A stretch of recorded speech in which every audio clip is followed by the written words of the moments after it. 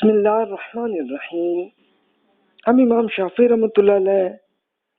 کی بک الرسالہ جو کہ علم الفقہ کے پورے پروسیجر کی بک ہے، اس کو آپ کافی حد تک سن چکے ہوں گے، پڑھ چکے ہوں گے. تو ہمارا ٹاپک چل رہا ہے اجماع، قیاس، اجتہاد اور اختلاف رائے. پچھلے لیکچر میں اجماع کی پوری بات ہوئی. آج ہمارا ٹاپک ہے قیاس. قیاس آپ کو یاد ہوگا، پچھلے لیکچرز میں نے وہ عرض کیا کہ قیاس کا مطلب ہے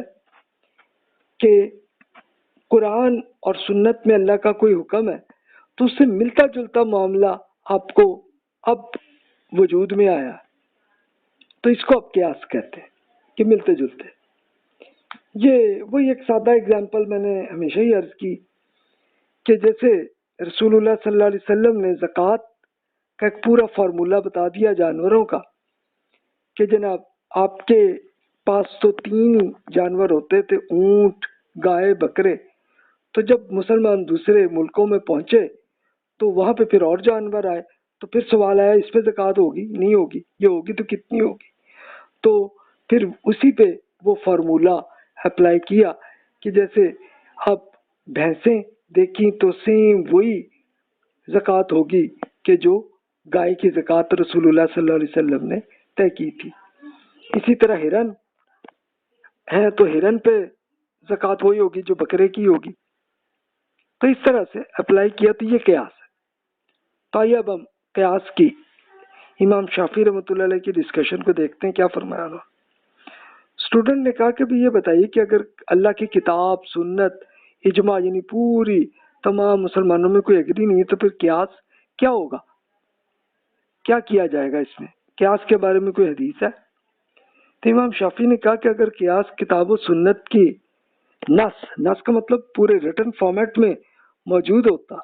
تو اسے کتاب یا سنت ہی ہم کہتے، اسے قیاس نہیں کہہ سکتے تھے. تو اسٹوڈنٹ نے کہا پھر قیاس کی چیز کیا ہے؟ کیا چیز ہے یہ کہ اجتہاد کا دوسرا نام ہے، تو اس میں کیا فرق ہے؟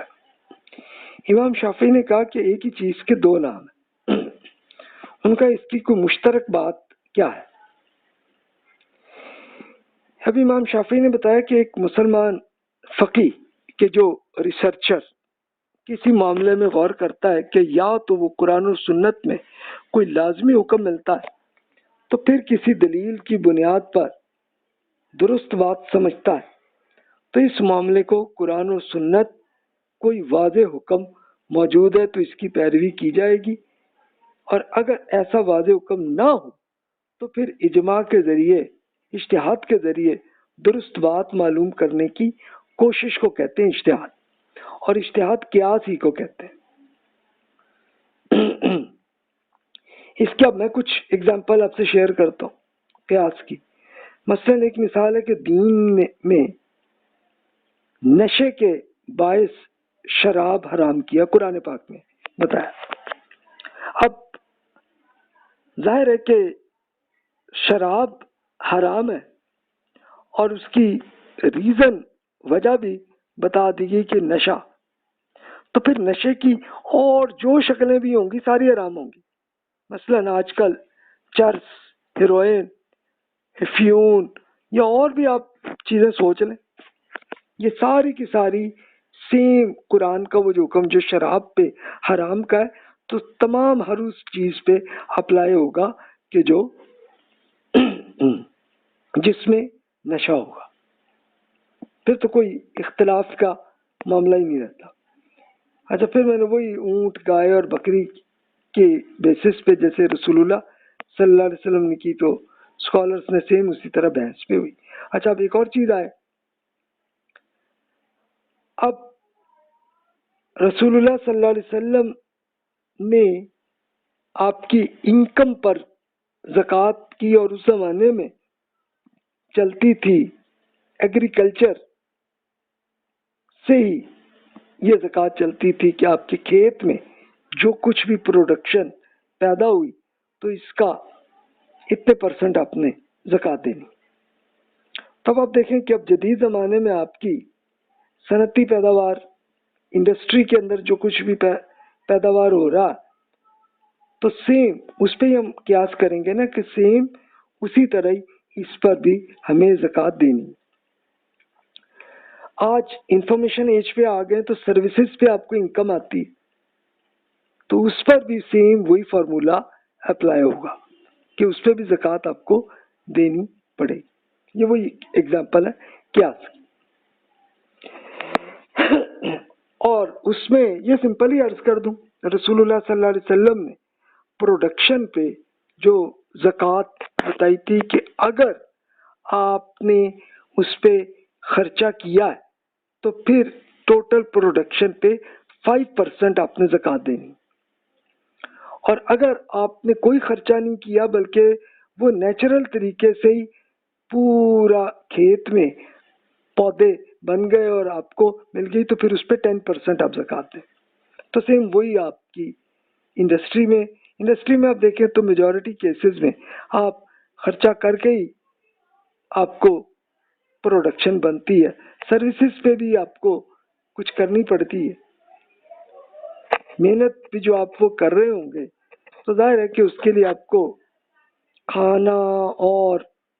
کوئی چیزیں تو یوز کرنی پڑیں گی نا، خرچہ تو آپ کا ہوگا، تو اس لیے 5% پہ آپ کو زکوٰۃ دینی ہوگی۔ اچھا، اب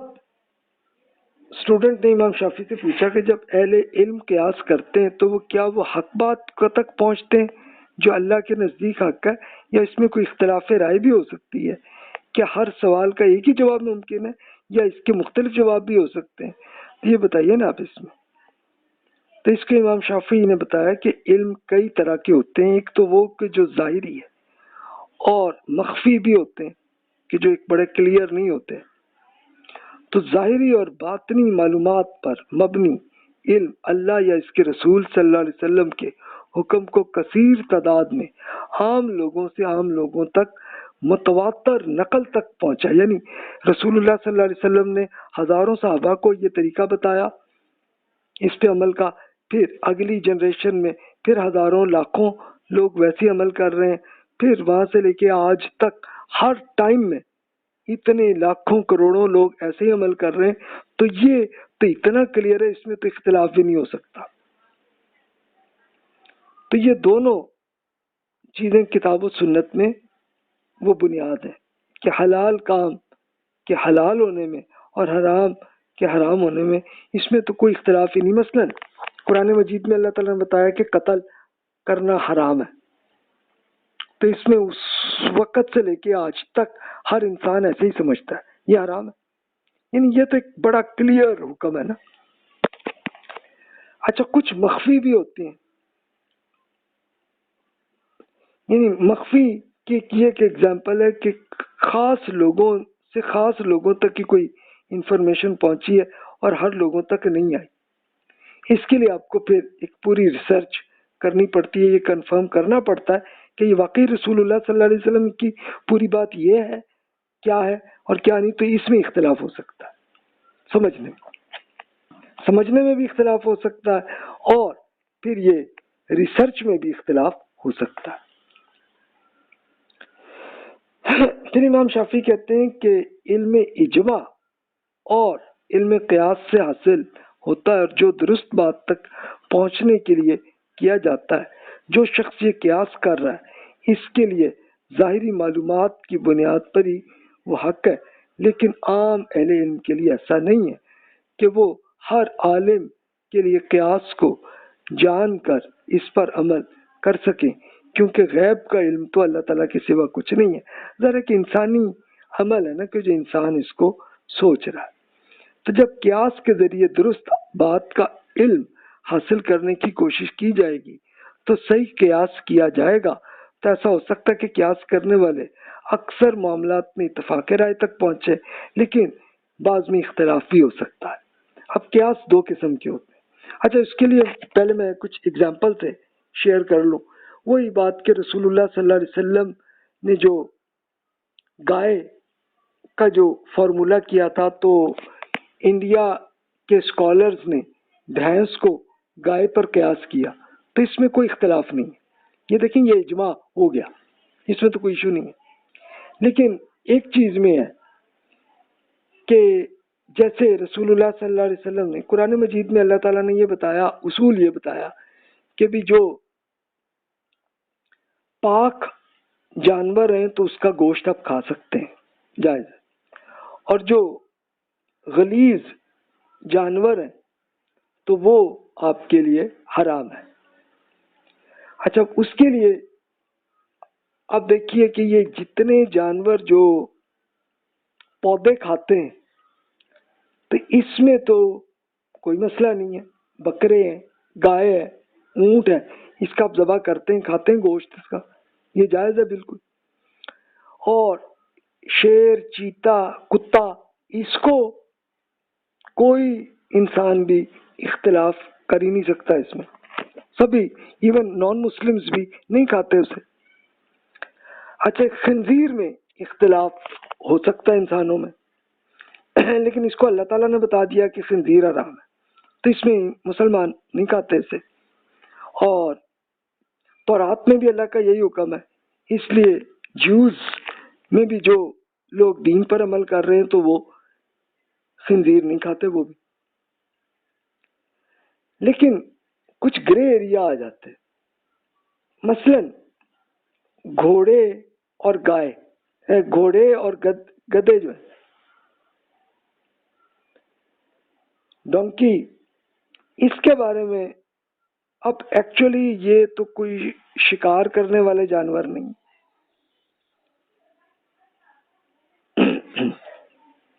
بلکہ یہ جو ہے بالکل اسی قسم کا ہی جانور ہے کہ جس طرح کہ آپ کی یہ گائے اور بکرے ہیں اس ٹائپ کی چیز ہی ہے، تو کیا اس کا گوشت کھا سکتے ہیں یعنی؟ تو اس میں اختلاف ہے۔ اب انڈیا اور پاکستان کے اسکالرز وہ کہتے ہیں کہ نہیں جی، اس میں رسول اللہ صلی اللہ علیہ وسلم نے منع فرمایا کہ یہ گھوڑے گدے نہ کھائیں، اس لیے کہ اس میں یہ تو سواری کے لیے، اس لیے نہ کھائیں۔ لیکن تاجکستان، ازبکستان، ترکمانستان، ان سارے ملکوں کے اسکالر اسے جائز کرتے ہیں۔ وہ اس لیے، یعنی اس میں فرق کیا ہے کہ وہ کہتے ہیں کہ جناب آپ یہ دیکھیے کہ رسول اللہ صلی اللہ علیہ وسلم نے سواری کے لیے اس سے فرمایا تھا، تو وہ اس لیے کہ عرب ملکوں میں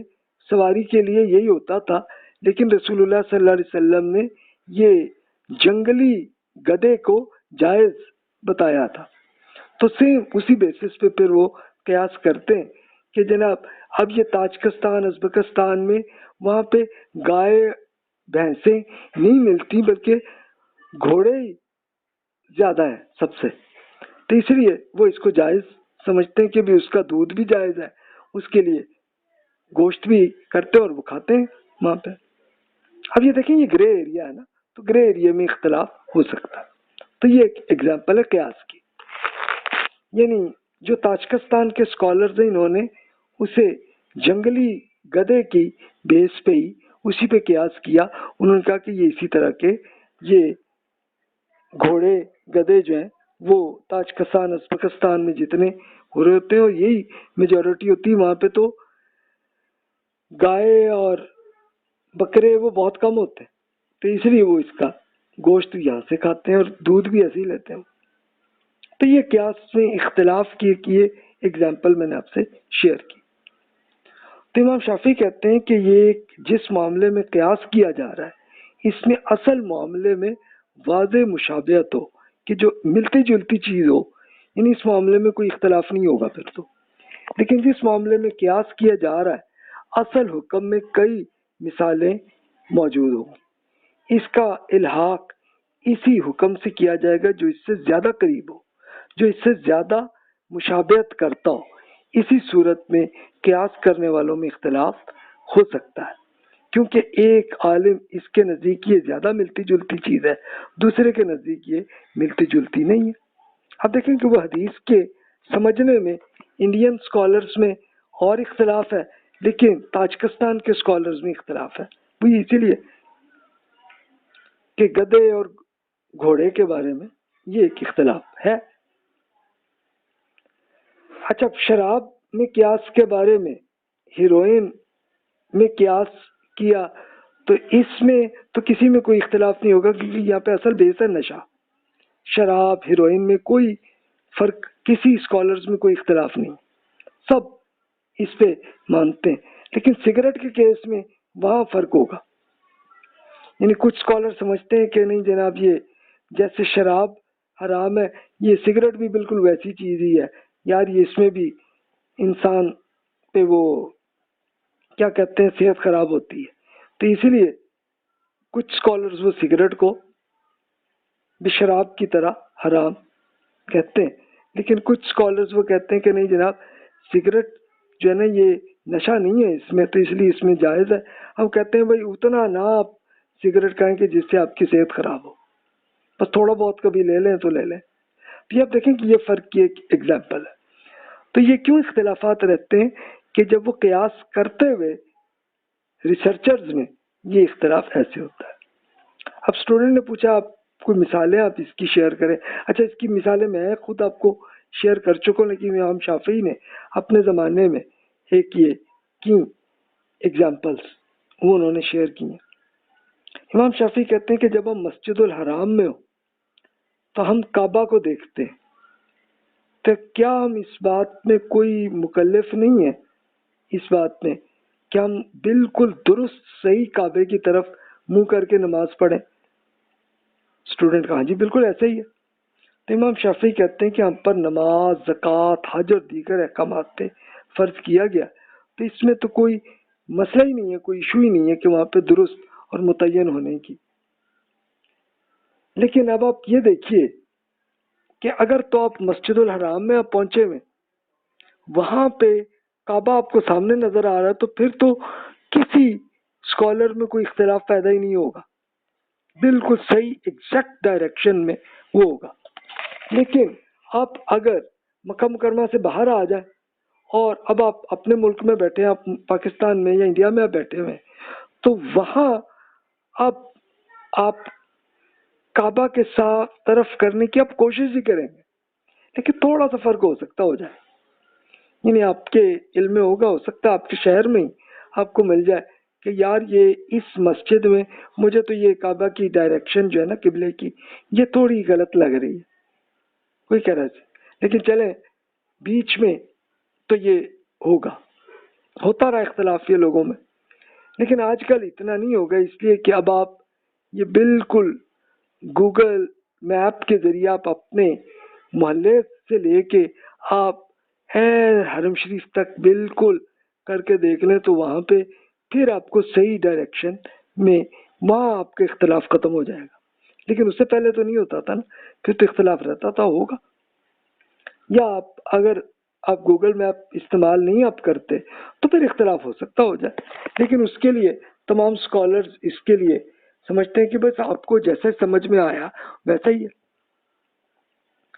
اچھا میں نے خود یہ اسی کے لیے کہ یہ پریکٹیکل یہی کیا کہ میں سری لنکا گیا تو میں نے پہلے ہی گوگل میپ سے ایگزیکٹ دیکھا تو بالکل مغرب کی طرف ہے، یعنی ڈائریکشن سری لنکا میں آپ کہیں پہ بھی بیٹھے ہو تو یہ بالکل ایگزیکٹ مغرب کی طرف ہے. اچھا پاکستان انڈیا میں تھوڑا سا فرق آئے گا، لیکن سری لنکا ایگزیکٹ مکہ کے ساتھ ہے بالکل زمین پہ. تو میں خیر گیا سری لنکا، تو اب جہاں پہ بھی نماز پڑھی مسجد میں تو کوئی ایشو نہیں تھا، لیکن ایک ایسا موقع آیا کہ بارش ہو رہی تھی اور ہم ایک ریسٹورنٹ میں بیٹھے تھے. تو اب مسئلہ یہ تھا کہ بارش کی وجہ سے مجھے وہ سورج بھی نظر نہیں آ رہا کہ جہاں سے ایگزیکٹ ہمیں پتہ چلے کہ یہ مغرب کس طرف ہے. اب وہاں پہ اسی ریسٹورنٹ کے نماز کا ٹائم تھا تو پڑھنی تھی میں نے، تو میں نے ان سے پھر پوچھا، وہ نان مسلم تھے وہ صاحب، میں نے بس ان سے یہ پوچھا، میں کہا بھائی یہ آپ کے اس جگہ پہ مغرب یعنی سورج کہاں پہ آپ کا غروب ہوتا ہے؟ اس نے ایگزیکٹ بتا دیا، تو میں نے پھر مغرب اسی طرف ہی کر کے نماز ویسے پڑھ لی وہاں پہ. تو یہ ایک ایگزامپل ہے. تو چلیں پھر ہم امام شافعی رحمۃ اللہ علیہ کی مزید دیکھتے ہیں مثالیں. اب امام شافعی کہتے ہیں ہم پہ لازم ہے کہ ہم پہ بدکار کو 100 کوڑے مارنے کا قرآن میں حکم ہے، جھوٹی تہمت لگانے والے کو 80 کوڑوں کی सजा का कुरान में हुक्म है। इस्लाम लाने के बाद कुफर करने वाले को मौत की सजा, अच्छा ये कुरान में नहीं है ये हुक्म, लेकिन शुरू के स्कॉलर्स इसमें एग्री हो गए। चोर को हाथ काटने की सजा इसका कुरान में हुक्म है। तो इसमें कोई लाजिम नहीं है कि अगर कोई इन जुराइम का एतराफ़ कर ले तो हम इन पर सजाएं जैसे नाफिज करते हैं जज के तौर पे। स्टूडेंट का जी बिल्कुल ऐसे ही होता है। अब इमाम शाफी कहते हैं इस पर हम अपनी ज़ात से मुतल्लिक कोई फैसला अगर कर रहे हो या किसी दूसरे शख्स से मुतल्लिक, क्या वो बिल्कुल एक ही नहीं होगा? अगरचे हम अपने मुतल्लिक जो कुछ जानते हैं दूसरों से मुतल्लिक नहीं है और दूसरे लोग हमारे मुतल्लिक वो कुछ नहीं जानते, तो जो हम इनसे मुतल्लिक करते हैं तो वहाँ पे इख्तिलाफ होगा ना। स्टूडेंट का जी बिल्कुल ये एक मिसाल है कि वाकई हो जाता है। तो इमाम शाफी कहते हैं कि हम अगर इस बात के मुकल्लिफ नहीं है, मुकल्लिफ का मतलब लाजमी नहीं है, हम पे कोई रिस्पॉन्सिबल नहीं है कि हम जहाँ पे भी हो नमाज के लिए किबले की तरफ ही मुँह करें। स्टूडेंट का बिल्कुल ऐसा ही है कि आप चाहे जिस मुल्क में भी हो तो किबले की तरफ ही मुँह करते हैं। तो शाफी ने कहा कि अगर आप इत्तफाक करें और किबले की तरफ बिल्कुल सही तौर पर आप कोई 1 डिग्री का भी कोई रुख करने में वो है तो ये इसमें भी फर्क हो सकता है ना। तो स्टूडेंट का जी काबे को देखते हुए जिस तरह बिल्कुल दुरुस्त सामने नजर आ रहा है वहाँ पे तो कोई इख्तलाफ नहीं है, लेकिन मुख्तलिफ लोकेशंस में होंगे तो फिर इख्तलाफ हो सकता है। तो इमाम शाफी कहते हैं कि एक चीज़ अगर हमारी आंखों के सामने है तो वहाँ पे तो कोई इख्तलाफ का मामला ही नहीं होता, लेकिन ये चीज़ अगर इसका रुख मुतय्यन करने की हुक्म से मुख्तलिफ हो जो हमारी नज़रों से ओझल हो। स्टूडेंट का हाँ जी बिल्कुल ऐसे ही होता है। तो कहते हैं कि ये बिल्कुल ऐसे ही है कि एक शख्स की ज़ाहिरी अमल की बुनियाद पर तस्लीम करेंगे कि जब जैसे उसने जजमेंट के लिहाज से उसने किबला तय कर लिया, ठीक होगी नमाज उसकी। इसी तरह जो शख्स बज़ाहिर मुसलमान हो तो इससे निकाह भी करेंगे, इसकी विरासत भी होगी उसमें। जाहिर है कि ओवरऑल हुकूमत को ये मालूम है कि ये मुसलमान है आदमी, अब उसके अपने दिल में चाहे वो मुनाफिक हो तो वो मामला वो जाने अल्लाह जाने। हुकूमत तो उसके लिहाज पे ही फैसला करेगी ना कि ये मुसलमान है, तो उसके निकाह का भी मामला ऐसे ही करेगा, विरासत का मामला भी ऐसे ही चलेगा। स्टूडेंट का जी बिल्कुल ठीक है सर। अब इमाम शफी कहते हैं कि अगरचे वो शख्स अपने बातिन में अच्छे किरदार का ना हो। स्टूडेंट कहते हैं जी मुमकिन है, लेकिन अब हमें तो पता नहीं ना, अब जज को तो नहीं पता कि यार ये बंदा जो है वो अंदर से उसकी नीयत क्या। तो इमाम शाफी कहते हैं कि क्या किसी के बज़ाहिर मुसलमान होने की बुनियाद पर हमारे लिए जायज़ है कि हम इस पे लिए निकाह को फिर लीगली साइन कर लें इसको और इसे विरासत का हिस्सा उसको मिलेगा, इसकी गवाही कबूल की जाएगी, उसके कत्ल को हराम समझेंगे हम। हमारे अलावा अगर किसी और शख्स को ये इल्म हो जाए कि ये दरअसल मुसलमान नहीं है बल्कि अंदर से ये दुश्मन फौज का ये कोई एजेंट है ये आदमी, तो क्या इस शख्स हाकिम वक्त के लिए दुरुस्त ना होगा कि वो इस निकाह को फिर वो कैंसिल करे, इसे विरासत के हिस्से को भी ख़त्म करे और फिर उसे कत्ल की सजा भी दे। लेकिन अब ये जाहिर है कि हुकूमत को जब ये इंफॉर्मेशन आएगी तो फिर वो अभी वो फैसला कुछ नहीं कर सकेंगे, वो एक पूरी इंटेलिजेंस मिलिट्री की जो है वो पूरी रिसर्च करेगी, देखेगी, पता चले कि जनाब ये तो दुश्मन फौज का एजेंट है, और फिर तब ले जाके उसको वो पकड़ेंगे, पकड़ के ले जाके अदालत तक वो लेके जाएंगे मामले को, तब ले जाके चलेगा। स्टूडेंट का जी बिल्कुल ठीक है। इमाम शाफी कहते हैं तो क्या आप समझते हैं कि इस शख्स के बारे में हमारी और दूसरे आलिम की जिम्मेदारी एक दूसरे के इल्म के मुख्तलिफ होने में इख्तलाफ हो सकता है ना, या नहीं हो सकता? स्टूडेंट ने कहा हाँ जी बिल्कुल, इल्म के लिहाज से फिर ये एक इख्तलाफ हो जाता है बिल्कुल। अब जाहिर है कि इंटेलिजेंस वाले में का इख्तलाफ होगा और जज को भी अदालत में फ़र्क होगा, और एक कॉमन नॉर्मल आदमी को पता ही नहीं है तो वो इसको नॉर्मल ही उसको مخلص مسلمان ہی سمجھے گا اسے. تو امام شافعی کہتے ہیں کہ یہی بات ہم اس معاملات میں آپ سے کہتے ہیں کہ جس میں کوئی واضح پورے ایویڈنس موجود نہیں ہے تو اس میں قیاس کے ذریعے اجتہاد کریں گے، اور ہم اس بات کے پھر ذمہ دار یہی ہے کہ ہمیں جتنا حق سمجھ میں آیا ہے تو ہمیں اسی پہ عمل کرنا چاہیے. اسٹوڈنٹ نے کہا کہ آپ ایک دوسرے سے مختلف وجوہات کی بنیاد پر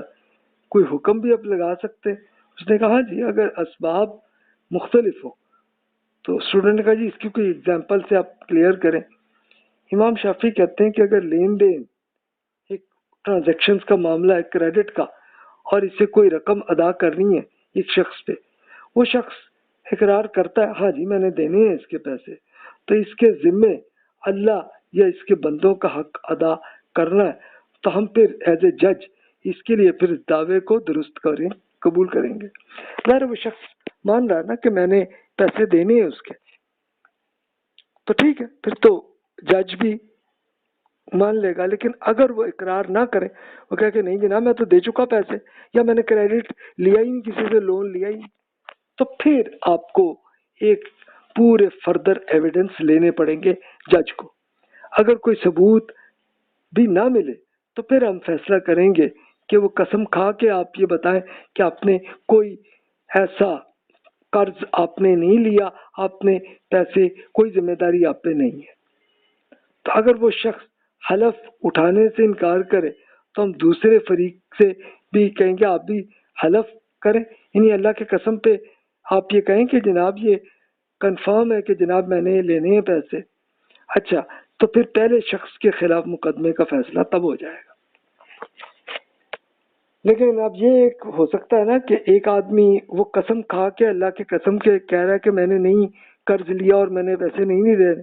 اب دوسرے سے بھی جج جو پوچھے گا ہاں جی آپ کہہ رہے ہیں آپ نے قرض دیا ہے تو اور آپ کو پیسے نہیں ملے تو آپ قسم کھائیں اللہ کے نام پہ. اچھا وہ قسم نہیں کھائے گا تو پھر اس کا مطلب ہے کہ دوسرے کی بات درست ہے جس نے قسم کھائی ہے تو وہاں چل جائے گا. لیکن اگر دونوں ہی قسم کھا بیٹھے تو پھر جج وہاں پہ کنفیوز ہو جائے گا. پھر وہ کہے گا کہ نہیں جناب عدالت یہاں پہ فیصلہ نہیں کر سکتی اس معاملے کو. ہاں لیکن آج کل کے زمانے میں انٹیلیجنس ایک یہ پوری اس کے ذریعے تو پھر پولیس جو ہے جس طرح سے وہ کرتی ہے پورے ایویڈنس اور اس سے،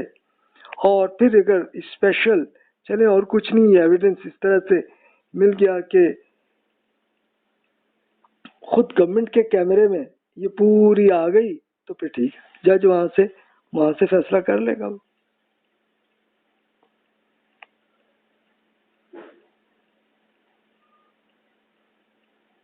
تو امام شافعی کہتے ہیں ہم جانتے ہیں کہ اپنے مفاد کے خلاف کسی بات کا اقرار کرنا تو یہ تو پھر اس سے بڑا مضبوط ہے. مثلا ایک شخص نے بتایا ہاں جی میں نے قرض لیا اور میں نے دینے پیسے، تو پھر تو کنفرم ہو گئی نا بات، پھر تو کسی اختلاف کا کوئی مسئلہ ہی نہیں پیدا ہوتا. لیکن انسان کی فطرت لالچی ہے، اس کے باعث وہ اپنے نقصان سے ڈرتا ہے. دوسرا شخص تو اس کے متعلق جھوٹ بھی بول سکتا ہے، یہ غلطی بھی کر سکتا ہے.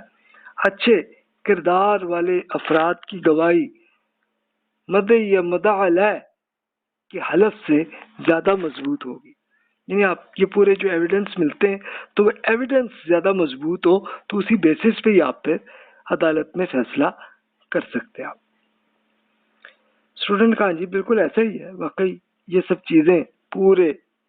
پروف ایویڈنس کے ساتھ ہی آپ اس میں یہ لیتے ہیں. امام شافعی کہتے ہیں کہ جنابی صورت میں آپ ہماری نسبت کمزور شواہد کی بنیاد پر فیصلہ سنا بھی دیتے ہیں. کبھی یہ بھی ہوتا ہے اسٹوڈنٹ کا وہ بھی جج ہے، وہ کہتے ہیں ہاں جی بالکل کیونکہ میں آپ سے ثبوت کی بنیاد پر اختلاف رائے رکھتا ہوں. میں امام شافعی نے کہا سب سے زیادہ مضبوط ثبوت تو اس کا اقرار ہے کہ ایک شخص بھول کر یا غلطی سے بھی اقرار کر سکتا ہے جس کی بنیاد پر اس کے خلاف فیصلہ سنایا جائے. کہتے ہیں ہاں جی یہ بھی تو ہوتا ہے اس میں. تو شافعی نے کہا کہ آپ اتفاق نہیں کریں گے کہ ہم درست بات کے دو طریقے سے ایک ذمہ دار ہوتے ہیں. ایک تو یہ کہ اس بات کا درست ہونا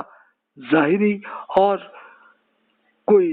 مخفی یعنی چھپی ہوئی کوئی چیز آپ کو ایویڈنس مل جائے، یا پھر صرف ظاہری معلومات کی بنیاد پہ ہوتے ہیں اور کوئی خفیہ ایویڈنس نہ ہو، تو پھر آپ کیسے اس میں ڈیسیژن لیتے ہیں؟ اب پھر جج نے ایگری کیا کہ جناب ہاں بالکل اس کی ہے، لیکن کتاب اور سنت سے کوئی دلیل آپ ہمیں بتائیں نا اس میں۔ امام شافعی کہتے ٹھیک ہے جناب، میں نے قبلے کی مثال آپ کو دی جیسے اللہ تعالیٰ نے ہمیں دیا، تو اب مزید آپ یہ دیکھیے اللہ تعالیٰ کا ارشاد ہے بسم اللہ الرحمن الرحیم ولا یحیطون بشیء من علمہ الا بما شاء، اس اللہ کے علم میں سے کسی چیز کو وہ لوگ کنفرم احاطہ نہیں کر سکتے سوائے اس کے کہ وہ جو اللہ چاہے تو کسی کو دے علم، وہ اپنے علم میں سے جو چاہتا ہے جسے چاہتا ہے انسان کو اتنا دے دیتا ہے، اس کے حکم پہ کوئی اعتراض نہیں کر سکتا۔ پھر آپ نے نبی کریم صلی اللہ علیہ وسلم کو اللہ تعالیٰ نے فرمایا یسألونک عن الساعۃ ایان مرساها فیما انت من ذکراها الی ربک منتہاها، آپ نے قیامت کی ٹائم کے بارے میں پوچھتے ہیں کہ وہ کب آئے گی، آپ کا کیا کام، کیا آپ کا وقت بتائیں، اس کا علم تو بس آپ کے رب ہی کے پاس ہے۔ یعنی آپ یہ دیکھیے کہ قیامت کب ہوگی، تو اس کے لیے ظاہر ہے کہ رسول اللہ صلی اللہ علیہ وسلم سے کچھ منکرین نے پوچھا کہ آج اس کا ٹائم بتائیں، تو پھر اللہ تعالیٰ نے بتایا کہ بھی یہ اللہ کا علم ہی ہوگا، یہ رسول کو بھی اس کی اتھارٹی نہیں ہے کہ وہ کوئی ٹائم طے کرے، نہیں جی یہ نہیں ہو سکتا۔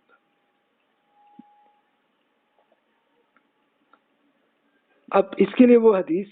وہ پیش کرتے ہیں کہ رسول اللہ صلی اللہ علیہ وسلم نے اللہ تعالیٰ سے قیامت کے وقت کے بارے میں پوچھا، تو جب یہ آیت نازل ہوئی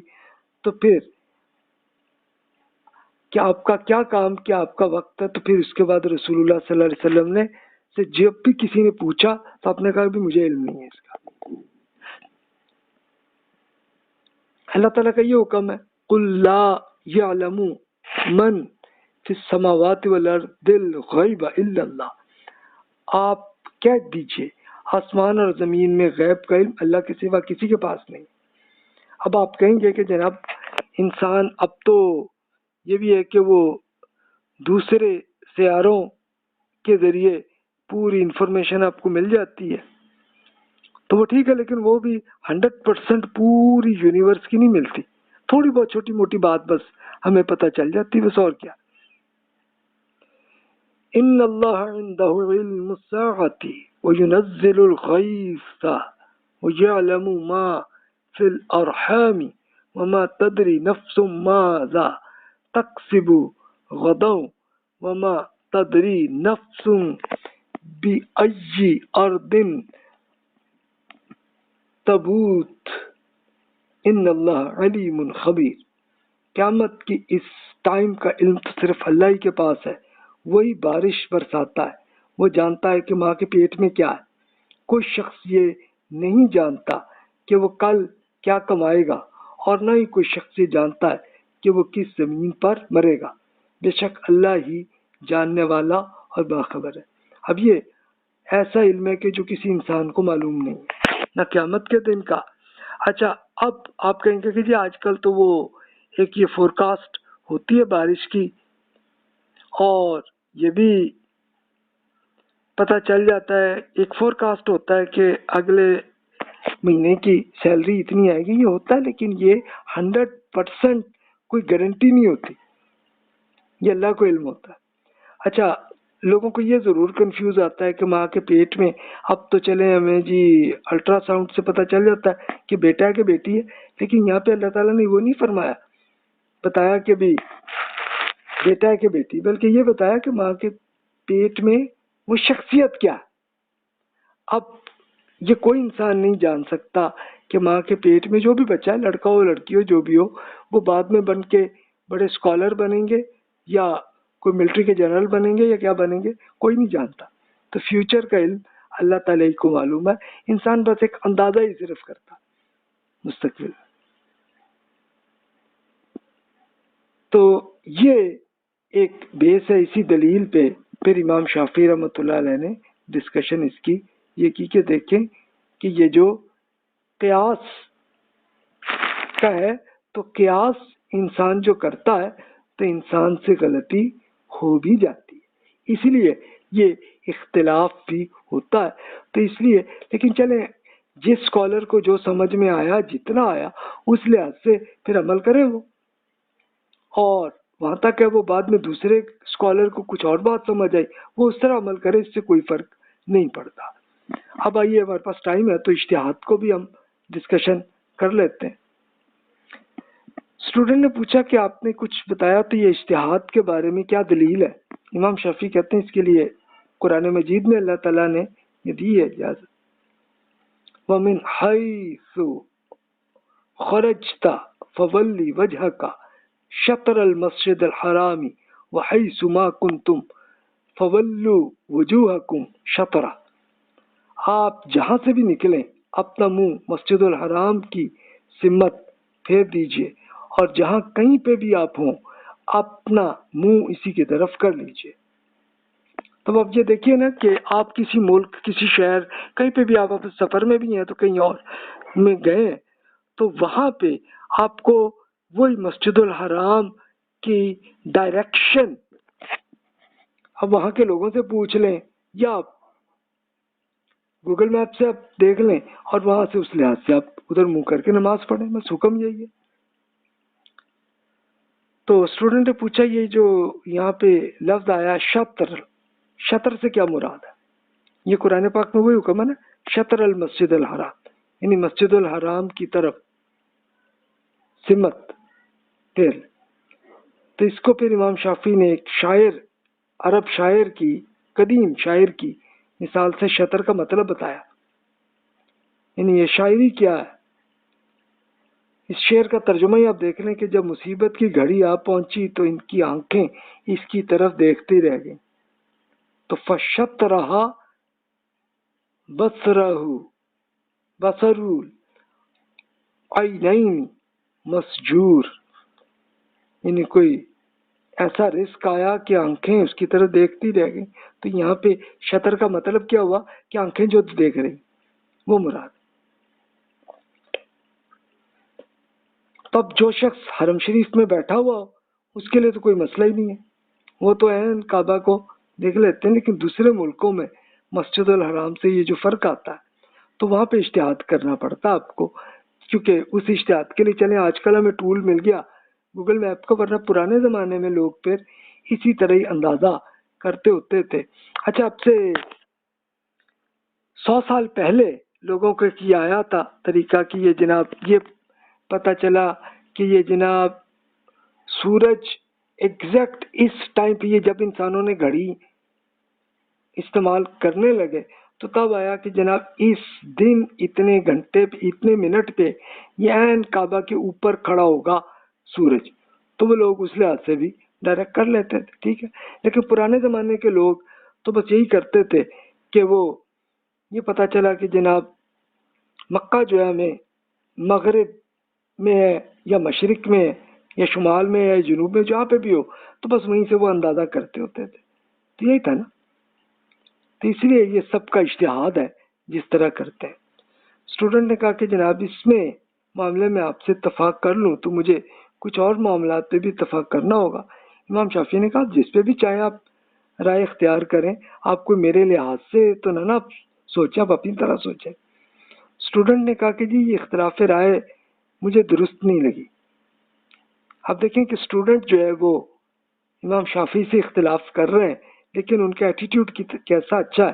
کہ وہ اسٹوڈنٹ کو پوری دے رہے ہیں اجازت، آپ اپنے ذہن سے آپ اچھی طرح سوچیں۔ امام شافعی کہتے ہیں فرض کیجئے کہ آپ اور میں اس سڑک کے بارے میں جانتے ہیں کہ یہ کہاں جا رہی ہے، میں سمجھتا ہوں کہ قبلہ اسی سڑک کی طرف ہی ہے، اور آپ اس سے مختلف رائے رکھتے ہیں، تو اس صورت میں کون کس کی رائے کی پیروی کرے گا؟ اسٹوڈنٹ نے کہا جی اس میں کسی پر لازم نہیں ہے کہ دوسرے ہی کی پیروی کرے، تو شافعی کہتے ہیں کہ پھر ہر ایک کو کیا کرنا چاہیے؟ اسٹوڈنٹ نے کہا کہ اگر میں یہ کہوں کہ جب تک قبلے کا بالکل درست تعین نہیں ہے تو ان دونوں پر نماز کی ادائیگی ضروری نہیں ہے، تو وہ دونوں کبھی کبھی کسی غائب چیز کو بالکل درست تعین تو کرنے نہیں کا ہو نہیں سکتا، تو اب تو ان سے نماز کی ذمہ داری ہٹا لی جائے یا پھر قبلے کی تعین کریں۔ اس صورت میں وہ جس طرح چاہے، یعنی اصل صحیح طریقہ یہ ہے کہ جدھر بھی اسے سمجھ میں آئے ویسے ہی نماز پڑھیں۔ میں ان دونوں میں سے کسی رائے کا قائل نہیں ہوں۔ میں جس رائے کو درست سمجھتا ہوں وہ یہ ہے کہ ان میں سے ہر شخص اپنی رائے کے مطابق نماز ادا کرے اور دوسرے کی رائے پر عمل کرنے کا ان پہ ذمہ داری نہیں ہے، یا پھر میں یہ رائے رکھ سکتا ہوں کہ ان میں سے ہر ایک صحیح تعین کر لینے کی صورت میں ظاہری اور مخفی دونوں قسم کی معلومات کی بنیاد پر فیصلہ کرنے کا پابند ہوں گا، لیکن غلطی کی صورت میں وہ مخفی معلومات کا پابند نہ ہوگا، البتہ ظاہری معلومات کا پابند ہوگا۔ امام شافعی کہتے ہیں اب دیکھیں، اب آپ نے فرمایا یہ آپ کی نقطہ نظر کے بالکل خلاف دلیل ہے، یہیں سے تو یہ کنفرم ہوتا ہے کہ ظاہری اور مخفی معلومات میں فرق کیا، تو اسی لیے ہر مخفی معلومات جہاں ہیں تو وہاں پھر آپ کو اجتہاد ہی کرنا پڑے گا، وہاں اختلاف ہو جائے گا۔ تو اب اسٹوڈنٹ پھر ایگری ہو گیا، ٹھیک ہے جی، بالکل ٹھیک، آپ کی بات درست ہے۔ اس میں امام شافعی نے کہا کہ آپ یہ جانتے ہیں کہ ان میں سے ایک غلطی پر ہوگا، پھر بھی آپ نے انہیں نماز کی اجازت دی، تو یہ بھی ممکن ہے کہ وہ دونوں ہی غلطی کر رہے ہو۔ میں اصرار کرتا ہوں کہ یہی بات گواہیوں اور قیاس کے معاملے میں بھی یہ ہے، اور ہر اسکالر میں 2-3 اسکالرز میں بھی اختلاف ہو سکتا ہے اور دونوں سے غلطیاں ہوئی ہو سکتا ہے۔ تو بس اصل بات یہ ہے کہ غلطی ہو سکتی ہے، لیکن آپ نے کوشش جو کی ہے تو اللہ تعالیٰ اس کا اجر دے گا۔ اسٹوڈنٹ نے کہا میری رائے یہ ہے کہ اس غلطی سے بچنا تو بہرحال ناممکن ہے، وہ جان بوجھ کر غلطی تو کوئی بھی نہیں کر رہا نا۔ تو امام شافعی کہتے ہیں کہ اب دیکھیں اللہ تعالیٰ نے ارشاد فرمایا لا تقتلوا الصید وانتم حرم ومن قتله منکم متعمدا فجزاء مثل ما قتل من النعم يحكم به ذو عدل منکم ہدیا بالغ الکعبہ۔ احرام کی حالت میں شکار مت کیجیے، اور اگر جان بوجھ کر کوئی ایسا کر بیٹھے تو جو جانور اس نے مارا اس کے ہم پلہ جانور، اور جانور اسے مویشیوں میں سے قربان کرنا ہوگا، جس کا فیصلہ آپ میں سے 2 اچھے کردار والے آدمی کریں گے، اور یہ نظر کعبہ تک پہنچائی جائے گی۔ یعنی اللہ تعالیٰ نے غلطی بتائی نا کہ بھی احرام کی حالت میں شکار حرام ہے، لیکن اگر کر بیٹھا بندہ غلطی سے شکار کر بیٹھا تو پھر اللہ تعالیٰ نے پینلٹی بھی رکھی، اس میں بتایا کہ بھی جو جانور بھی آپ نے شکار کر لیا ہے تو اس سے پھر ملتا جلتا جانور وہ آپ کو قربانی کرنی پڑے گی آپ کو، اور مکہ مکرمہ آپ کو لے جانی پڑے گی اسے، اور اب اس سے ملتا جلتا جانور میں کنفیوژن ہو سکتی ہے نا، تو پھر 2 اچھے کردار والے آدمی فیصلہ کریں گے۔ اب ظاہر ہے کہ اس قافلے میں جو بھی لاجیکل اچھے کردار کے آدمی ہوں گے تو وہ فیصلہ کریں گے کہ مثال کے طور پر اگر ایسا جانور کو وہ کر دیا انہوں نے قربان، یعنی پہلے انہوں نے شکار کر بیٹھا ہے، اب وہ کوئی مثلا کبا جو ہے وہ مار دیا، تو یہ حرکت تو کر دی، غلط حرکت کی اس نے، تو بھی اب اس کے لیے پھر اسی قافلے کے جو بھی اچھے کردار والے لوگ ہیں وہ کہیں گے، دیکھیں گے اس سے، اب دیکھیں کہ آپ کبے سے ملتا جلتا پرندہ کون سا ہوگا کہ جسے آپ ذبح کر سکیں، آپ فیصلہ آپ خود کر لیں کہ بھی اس کو قربان کریں، اور مکہ مکرمہ میں آپ وہاں پہ کریں، اور جا پریکٹیکلی وہی ایک وہاں جا کے کرتے ہیں۔ آپ کہیں گے آج کل تو ایشو ہی نہیں ہے۔ ہاں یہ ایشو پہلے زمانوں میں تھا، کیونکہ وہ سفر یعنی جب احرام باندھتے تو وہ اس کا مکہ مکرمہ سے آلموسٹ کوئی 100 کلومیٹر تک کا ہی ہے، وہ آج کل تو کوئی ایشو ہی نہیں ہے نا، وہ تو کچھ آپ آرام سے آدھے پونے گھنٹے میں 1 گھنٹے میں آپ پہنچ جاتے ہیں مکہ، تو آپ کو شکار کی ضرورت نہیں ہے. لیکن پہلے زمانے میں وہ 100 کلومیٹر جو ہے نا وہ لوگوں کو اچھا خاصا کوئی 2-3 دن کا سفر ہوتا تھا. اور خاص طور پر جو مدینہ سے آ رہے ہیں حج یا عمرے کے لیے ان کے لیے 400 کلومیٹر کا میقات ہے. تو اب وہ اس کا مطلب ہے وہ 8-9 دن کا سفر ہوتا تھا. تو اب وہ کھانا بیچ میں ضرورت آتی تھی تو تب پھر لوگ شکار جیسی حرکت کر بیٹھ سکتے تھے. ورنہ اب تو نہیں ہے, اب تو کوئی ایشو نہیں. اب یہ لومڑی اگر شکار ہو گئی تو اس کو مارنے کے لیے پھر کوئی دمبا ملتا جلتا ہے نا. اب ظاہر ہے کہ یہ رسول اللہ صلی اللہ علیہ وسلم کے صحابہ کرام رضی اللہ عنہم میں بعض افراد میں ایسی غلطی ہوئی تو انہوں نے ایسے کیا کہ اس نے آدمی نے جو غلطی سے شکار کر بیٹھا تو وہ لومڑی تھی, تو پھر صحابہ کرام کے جو اسکالر تھے انہوں نے اسی پہ دمبا ملتا جلتا. اچھا ایک نے ہرن کر دیا تو اس سے بکری, کسی نے خرگوش کر دیا تو اس سے ایک کم عمر کا بکری کا بچہ اس کو کر لیا. گلہری اگر کسی نے کر لی تو پھر اس سے لیے وہی بکری کا چھوٹا سا بچہ. بھئی اتنی کر لو قربانی, کہ یہ قربانی کا ایک پینلٹی کی ہے کہ تم نے ایک غلط حرکت کی ہے کہ حرام کے اندر جب شکار حرام ہے تو وہ ہے. اچھا آج کل تو ایشو نہیں ہے, اب تو آپ یہ 400 کلومیٹر بھی جا رہے ہو تو کوئی مسئلہ نہیں, ہر جگہ پہ تھوڑا سا آگے جا کے آپ کو ریسٹورنٹ مل جائے گا, کھانا کھا لیں گے, اب تو ایشو ہی نہیں ہے نا. لیکن بیچ کے زمانے میں یہ ایشو تھا, اس لیے یہ اللہ تعالیٰ نے اس لیے قرآن میں, اب قرآن تو ہر ٹائم کے لیے ہے نا, تو اس لیے اس میں اس کو رکھا. تو امام شافعی رحمۃ اللہ علیہ نے یہی ایک مثال دی کہ دیکھیں کہ یہ وہ جو جج ہے وہ ایک ججمنٹ ہی کریں گے نا کہ اس سے ملتا جلتا جانور کون سا ہوگا, تو وہ اس میں تو یہ قرآن ہی میں اس کی اجازت دی ہوئی ہے. امام شافعی نے کہا کہ اجتہاد کی کوئی حدیث کی بھی مثال دیں. امام شافعی نے وہ ایک حدیث بیان کی کہ جس میں عمر بن عاص رضی اللہ عنہ نے روایت کی کہ رسول اللہ صلی اللہ علیہ وسلم نے فرمایا کہ جب کوئی حج صحیح فیصلہ کرے تو اس کے لیے 2 اجر ہیں. جب وہ صحیح فیصلہ کرنے کی کوشش کرے تو اجر ہے, لیکن غلطی کر دے تو اس کے لیے بھی ایک اجر ہے اسے. یعنی اگر اس نے صحیح فیصلہ کیا تو ڈبل اجر اللہ تعالیٰ دے گا اسے, اور اگر غلطی کر بیٹھا تو تب بھی اس کو ایک اجر ملے گا. پھر اسی طرح ابو ہریرہ رضی اللہ عنہ نے بھی یہی حدیث بیان کی.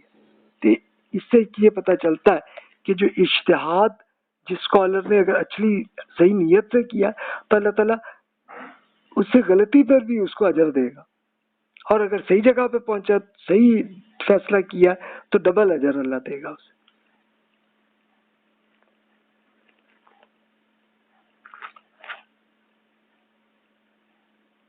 اچھا اس میں پھر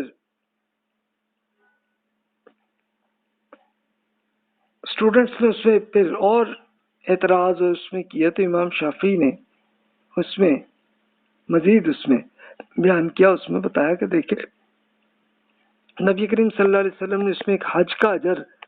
دوسرے کی نسبت ڈبل ہے. تو یہ بات بالکل درست ہے کہ ثواب اس کے لیے نہیں ہے بلکہ جو کوشش ہی نہ کرے یا پھر جان بوجھ کے غلطی کرے اس پہ نہیں ہے. یعنی کہ آدمی نے اچھی طرح سے سمجھنے کی کوشش کی اور صحیح طرح سے ایک فیصلہ کیا, پھر غلطی ہوگی تو اللہ تعالیٰ اجر دے گا. لیکن جج نے اجتہاد میں غلطی کی, اس نے اگر ظاہری معلومات کی بنیاد پر اجتہاد کر دیا اور غلط فیصلہ کر لیا تو اس میں غلطی قابل معافی ہو سکتی ہے. اس میں البتہ غلطی سے کسی کو سزا دینے والے معاملے میں قابل معافی نہیں ہے, لیکن ہو سکتا ہے اللہ معاف کر دے اس جج کو تو چلو ٹھیک ہے, لیکن ویسے اس کی جج کی غلطی بھی, یعنی اس کے لیے پھر جج کو یہی چاہیے کہ پوری صحیح طرح انویسٹیگیشن کر کے ہی فیصلہ کرے, ایسے نہ کرے. یعنی کوئی چھوٹا موٹا معاملہ ہے تو چلو غلطی ہو گئی جج سے تو امید ہے اللہ تعالیٰ اجر دے گا اس کو, لیکن یہ جہاں پہ سزاؤں والا معاملہ ہے نا, کسی کو سزا دینی ہے تو وہ نہ پھر وہ ایسے نہ کرے، انویسٹیگیشن کے بعد ہی وہ جج جو ہے فیصلہ کرے، ایسے نہ کرے۔ اسٹوڈنٹ نے کہا کہ جناب یہ ٹھیک ہے آپ کی بات، کہ پھر غلط اور صحیح کا کیا مطلب ہوگا اس میں؟ تو امام شافعی نے وہی مثال دی کہ یہ قبلے میں جو دی ہے کہ جو شخص کعبے کو دیکھ رہا ہے تو وہ صحیح رخ کر لے گا، اس کو انشاءاللہ ڈبل اجر اللہ دے گا۔ اب جس کی نظروں سے دور وہ بیٹھے ہوئے ہیں دوسرے ملکوں میں، وہاں کریں گے تو پھر اب ظاہر ہے کہ وہ اپنی طرف سے تو درست سمجھ کے ہی نماز پڑھیں گے، اور لیکن غلطی بھی ہو گئی اس میں تو پھر اللہ تعالیٰ اس کا اجر اسے دیں گے، یہ مطلب ہے اس کا۔ اسٹوڈنٹ نے کہا جی یہ ٹھیک ہے بات درست، اب اجتہاد کی صحیح ہونے سے کوئی اور مطلب ہی آپ ہمیں بتا دیں اس کا تاکہ اور چیز کلیئر ہو جائے۔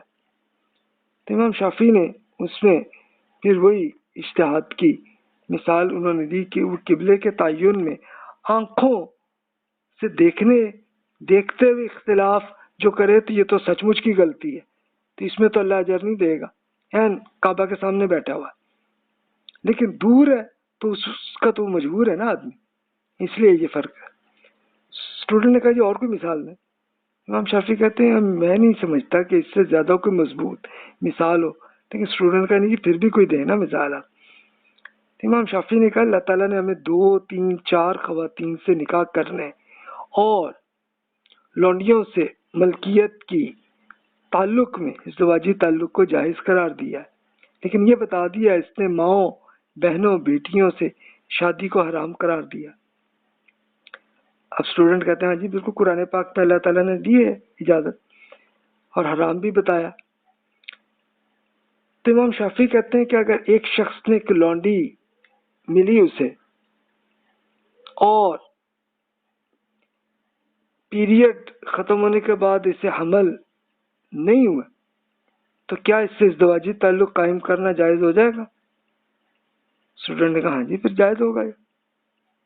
شافعی نے کہا اس نے ازدواجی تعلق قائم کیا، پھر اسے پتا چلا کہ وہ در حقیقت اس کی بہن تھی، اب کیا ہوگا؟ یعنی مثلا آپ کی بہن جو ہے وہ اگر کہیں کوئی اغوا کر کے لے گیا اور پھر وہ اس کو غلام بنا دیا اور وہ غلام بن کے آپ کے گھر آ گئی اور آپ کو اپنی بہن یاد نہیں ہے، اب تو 10 15 سال گزر گئے، تو پھر تو وہی اسٹوڈنٹ نے کہا کہ جناب جب تک اسے یہ علم نہ ہو تو خاتون اس کے لیے پھر تو جائز ہوگی، لیکن جب پتہ چلا کہ وہ میری بہن ہے تو پھر تو حرام ہوگی۔ امام شافعی کہتے ہیں کہ اب یہ کہا جا سکتا ہے ایک ہی عورت سے ازدواجی تعلق قائم کرنا اس شخص کے لیے حلال بھی ہے اور حرام بھی ہے، اور اس کا قصوروار نہ تو مرد کو ہے اور نہ خاتون کو، ظاہر ہے کہ دونوں کو پتہ ہی نہیں تھی نا سچویشن اس طرح کی۔ اب یہ امام شافعی کے زمانے میں غلامی ہوتی تھی، چلتا تھا سلسلہ، تو یہ ہے، لیکن اب الحمدللہ غلامی ختم ہو گئی ہے، لعنت جو ہے، تو اب تو یہ ایشو ہی نہیں ہے نا، لیکن چلیں اپنے زمانے کے لحاظ سے انہوں نے ایک مثال دی اس میں۔ آپ کے زمانے میں اس طرح کا معاملہ وہی چل سکتا ہے کہ یہ جناب کبھی میلے میں ایک بھائی اور بہن ایک دوسرے سے الگ ہو گئے اور وہ پھر پیرنٹس کو ایک بچہ نہیں ملا، اب بعد میں کوئی وہ 15 20 سال کے بعد دونوں کا تعلق ہوا اور دونوں کو کوئی پتہ ہی نہیں ہوا کہ یار ہم دونوں بھائی بہن ہیں، آپس میں شادی کر بیٹھے، تو تب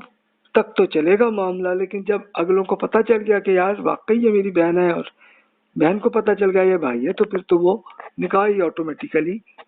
ختم ہو جائے گا، لیکن اب تک جو بیچ میں ہو چکا تو ہو چکا، اس کو امید اللہ معاف کریں گے اس لیے کہ ان کا کوئی قصور نہیں۔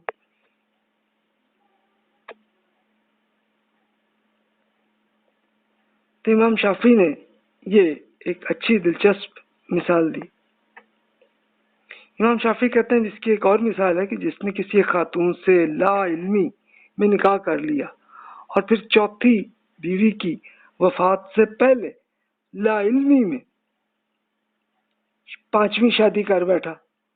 اور 4 بیویوں میں سے کوئی فوت ہو گئی ہے جبکہ حقیقت میں وہ زندہ، یہ غلطی بھی تو ہو سکتی ہے نا۔ یہ کیسے کہ دین میں قرآن میں تو بس یہی اجازت ہے نا کہ 4 خواتین تک شادی کی ہے اجازت. اب ایک بیگم جو ہے وہ بالکل بیمار، انتہائی بیمار ہوئی ہیں، اور اب وہ لگتا ہے کہ وہ فوت ہو گئی ہیں. اب وہ بندے کو لگا، اور وہ اس کو کوئی وہ ایسا کوئی ٹھرکی آدمی تھا کہ اس نے فوراً جناب ایک اور شادی کر بیٹھا. لیکن اب آگے پتا چلا کہ نہیں جناب، وہ جو پہلی بیگم ہے وہ زندہ. تو پھر وہ 5واں والا نکاح کچھ نہیں ہوگا، وہ کینسل ہوگا. یعنی اس قسم کی امکانہ حرکت ہی ہوگی. تو یہ ظاہر ہے کہ یہ ججمنٹ کی غلطی ہے. تو اسٹوڈنٹ نے کہا کہ جناب اور کوئی مثال دیں. امام شافعی کہتے ہیں اللہ تعالیٰ نے بیت الحرام کو مقرر کیا ہے، اور لوگوں کے لیے اگر اس کی آنکھوں کے سامنے ہے تو پھر تعین اس کی طرف منہ کر کے نماز پڑھے،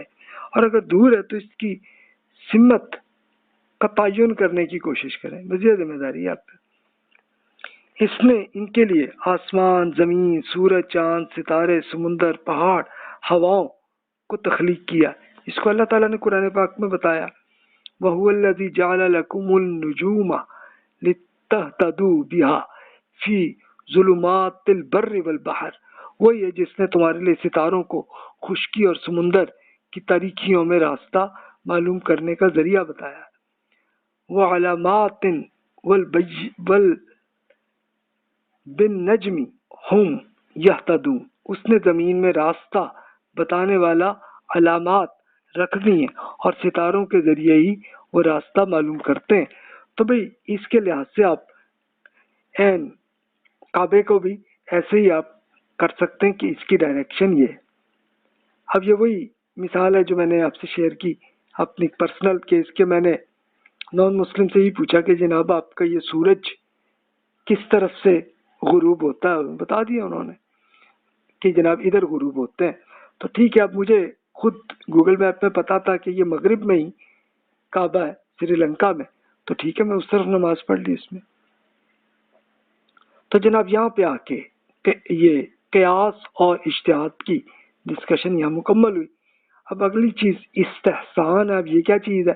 اس کو اگلے لیکچر میں کرتے ہیں، اور پھر اجتہاد اور قیاس کے طریقہ کار اس کو انشاءاللہ اگلے لیکچر میں ہم کور کرتے ہیں. تو اس وقت آپ کے ذہن میں جو بھی سوالات پیدا ہو رہے ہو، اب تک جو مثالیں آپ نے سنی ہیں تو اس میں بلا تکلف کر لیں. امام شافعی رحمۃ اللہ علیہ نے یہی کیا کہ اور ایک باقاعدہ ایگزامپلس کے ساتھ کیس اسٹڈیز کی طرح انہوں نے بیان کی ہیں. تو اب جو بھی آپ کے ذہن میں سوال ہے آپ ای میل کر لیجئے گا. جزاک اللہ خیر واحسن الجزا.